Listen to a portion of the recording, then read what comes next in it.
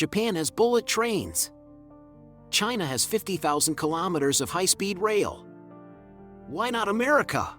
It has massive distances, car-centered cities, suburban sprawl, cheap domestic flights, political fragmentation, high construction costs, and a population that often expects door-to-door car travel. That doesn't mean high-speed rail is impossible in America. It means it only makes sense in specific corridors. If America ever builds serious high-speed rail, it probably won't start everywhere. It will start in corridors. The Northeast Corridor, California, Texas Triangle, Pacific Northwest, Florida, parts of the Midwest.